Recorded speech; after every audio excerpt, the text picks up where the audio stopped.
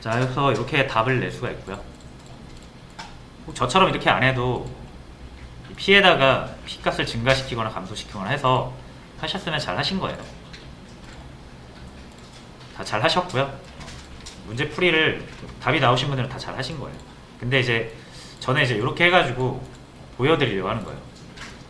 이렇게 하면은 뭔가 규칙이 보이죠. 우리가 P라는 변수 하나로 이걸 찾을 수 있는 이유가 뭡니까?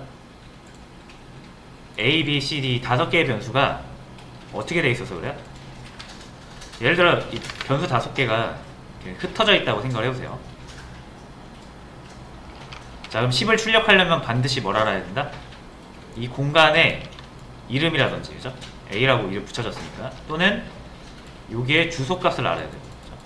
공간을 찾아갈 수 있는 방법은 2가지라고 했으니까, 공간의 이름으로 찾아가는 것과 주소로 찾아가는 거죠. 자, 근데 이제 B를 찾아야 돼요. 여기를 찾아오려면 어떻게 됩니까? 반드시 뭘 기억해야 돼요? 공간의 이름 또는 주소값을 기억해야 돼요. 그죠? 둘 중에 하나는 기억해야 되죠. C를 찾아올 때도 마찬가지입니다. D, 마찬가지예요. 그죠? 여러분 이거 이름 모르면 찾아올 수 있나요? 이 30이란 값 C라는 변수 이름을 모르면 찾아올 수 있나요? 못 찾죠. 그죠? 주소를 알고 있으면 찾아올 수 있죠. 근데 주소도 우리가 결국은 변수로부터 얻어내잖아요. 그러니까 요는 그거예요. 이렇게 변수가 막 이렇게 흩어져서 있으면 우리는 얘네들을 찾기 위해선 반드시 뭘 기억해야 된다? 이 공간을 찾아올 수 있는 방법을 기억해야 됩니다. 변수명이든 주소 값이든. 그렇죠? 자, 그러면 이렇게 변수가 5개만 있으면 5개 기억하면 되고요. 변수가 만약 100개 있다고 생각을 해보세요. 그럼 우린 100개를 기억해야 된다는 얘기예요. 그렇죠? 이름이든 주소든 간에, 그렇죠? 뭐든 간에 이 공간에 저장되어 있는 값을 갖고 싶어서 찾아오려면 둘 중에 하나는 알아야 된다는 얘기죠. 자, 그리고 일반적으로 제가 컴퓨터는 메모리를 램이라고 부르면서 랜덤하게 할당한다고 했잖아요. 그죠? 그래서 변수들은 이렇게 뿔뿔이 흩어져서 할당이 될 겁니다. 자, 그런데 만약에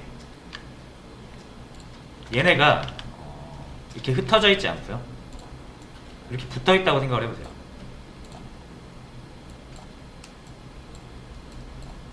이렇게 해서 여기가 A, B, C, D, E. 자, 붙어 있다고 생각을 해보세요. 얘네가 만약 크기만 같다면 정확히 4바이트씩 떨어져 있겠죠. 그렇죠?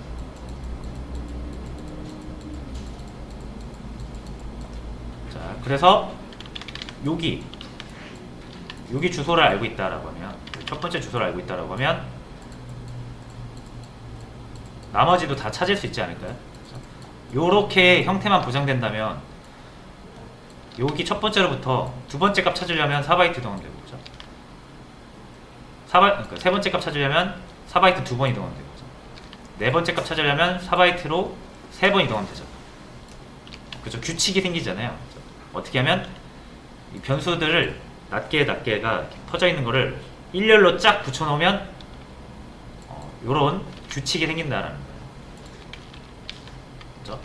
자, 그래서 우리가 공교롭게도 우리가 여기서 보니까 변수 5개를 선언을 했는데 주소의 모양을 보니까 어떻게 돼 있어요? 붙어 있죠, 다. 요 상태로 돼 있는 거거든요, 지금. 요 5개의 변수가. 자, 근데 이거는 이 컴파일러가 시스템이랑 얘기할 때 잘 얘기해줘서 그래요. 좀 붙여서 해달라고 잘 얘기해줘서 그렇지 이게 무조건 이렇게 붙여서 나오지 않습니다. 변수 5개 선언하면 이렇게 될 수도 있어요. 그럼 무조건 여러분들은 이 변수명 A, B, C, D, E 변수명이거나 아니면 이 주소값을 반드시 알아야만 여기 있는 값들을 사용할 수가 있는 거예요. 그렇죠? 뭐 명백하죠. 무슨 말인지 아시겠죠? 자, 근데 얘가 이렇게 예쁘게 붙여서 선언을 해주니까 어떤 게 가능합니까? 변수 하나로 싹 찾아버렸죠. P라는 변수 하나로 싹 찾아버렸어요. B의 주소, C의 주소, B의 이름, C의 주소 언급한 적이 없어요. 하지만 다 나왔죠. 이러면 여러분 뭐만 기억하면 된다? P만 기억하면 되잖아요. 무슨 말인지 아시겠나요? 이게 만약 100개라고 생각하시면 100개의 변수 다 기억하실 거예요? 그건 아니잖아요. 그죠? 일렬로만 쫙 붙어 있으면 첫 번째 주소만 알고 있으면 뭐 할 수 있다? 다 찾을 수 있어요.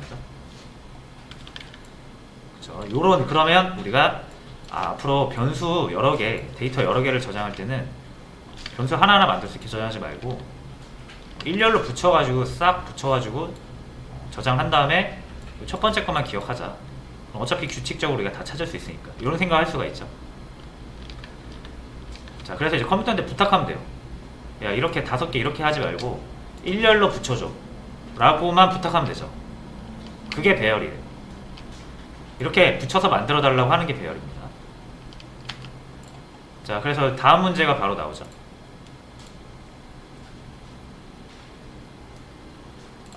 이게 바로 그런 요청인 거예요. 한번 볼게요. 그러니까 우리가 애초에 이렇게 선언을 이런 식으로 하면은 컴퓨터한테 대놓고 부탁하는 거예요. 야, 인트 5개 붙여서 만들어줘. 인트면 4바이트잖아요. 그죠? 4바이트 5개 붙여서 만들어줘 라고 하면 어떻게 돼요? 20바이트 만들어주겠죠. 4바이트 5개 들어와야 되니까. 20바이트가 만들어지고요. 그 다음에 우리가 10, 20, 30, 40, 50 했잖아요.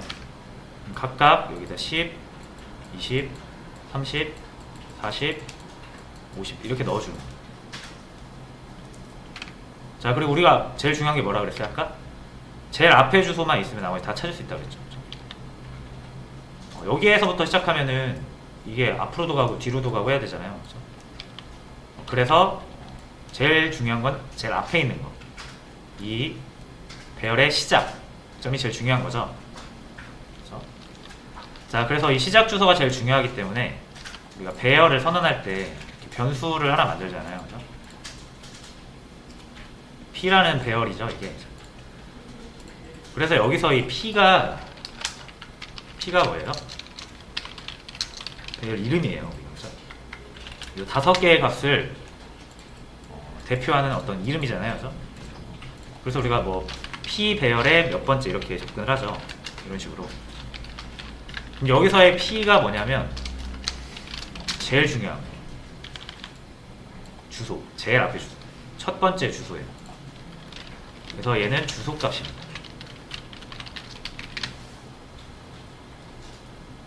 주소값이고요. 어떤 주소값이다?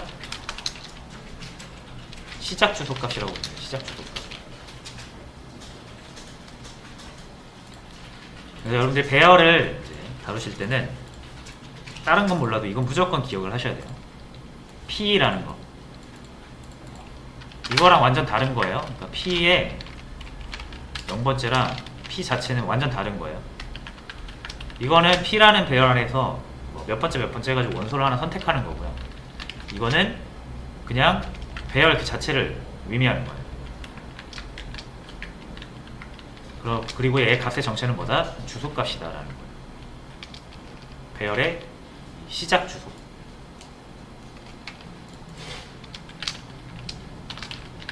자, 그래서 P는 배열의 이름이라고 우리가 부르고요. 값의 정체는 주소값이다.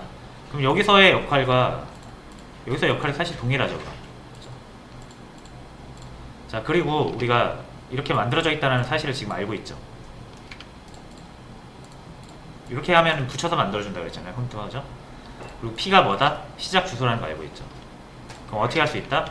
그대로 복사해서 가져오면 똑같이 나오는 거예요.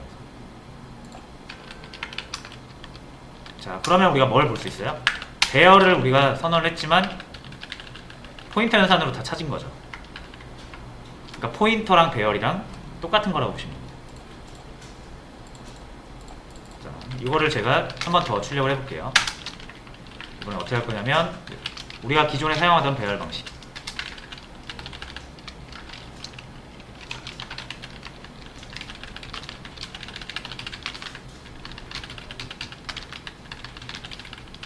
이렇게 해서 2, 3, 4 똑같이 나오죠. 자, 똑같이 나온다라는 건 얘랑 같은 표현이란 얘기예요. 얘랑 같은 표현입니다. 자, 그래서 우리가 이 배열 사용하던 이 대가로 치고 몇 번째 하던 게 사실은 뭐다? 이런 포인터 연산이었던 거예요. P로부터 0번 이동해서 참조해라. P로부터 1번 이동해서 참조해라. P는 주소값이니까, 그죠? P로부터 2번 이동해서 참조해라. 이런 거고요. 제가 다르게도 해볼게요.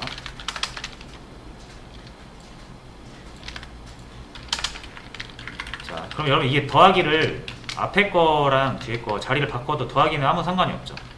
그렇죠? 0 더하기 P 해도 되잖아요. 1 더하기 P 해도 되죠.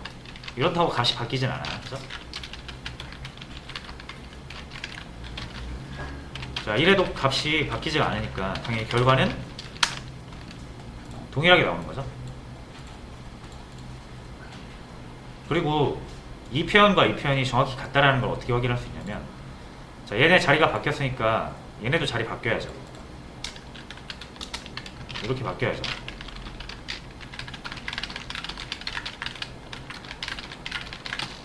근데 이렇게 된다는 얘기죠.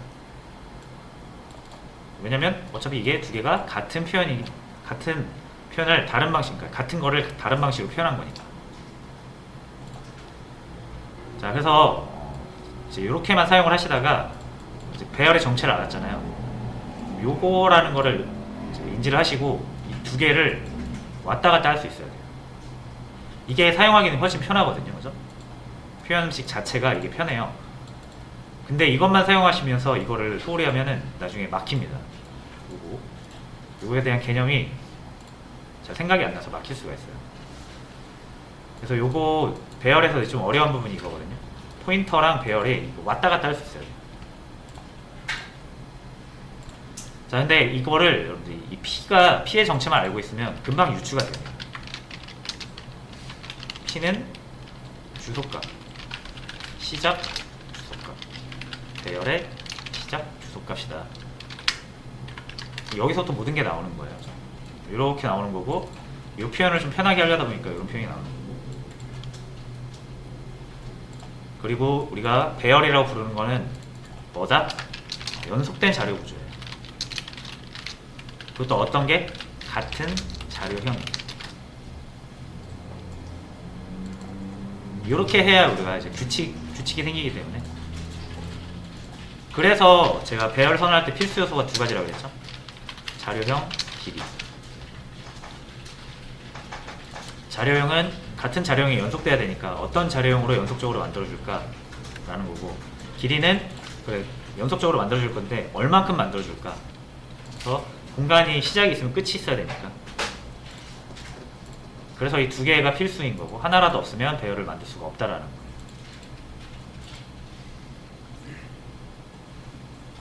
자, 물론 이렇게는 잘 안 써요. 이렇게는 잘 안 쓰고 보통 이렇게 많이 씁니다. 이건 그냥 보여드리려고 한 거고요.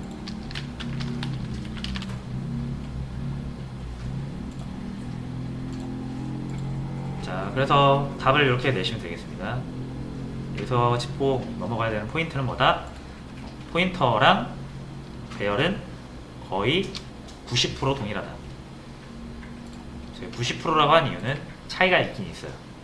그래서 요거 일단 좀 정리 좀 해보시고요. 10분 쉬었다가 배열 문제를 포인터 형식으로 좀 풀어보고, 그 다음에 배열과 포인터 차이 한번 같이 알아볼게요.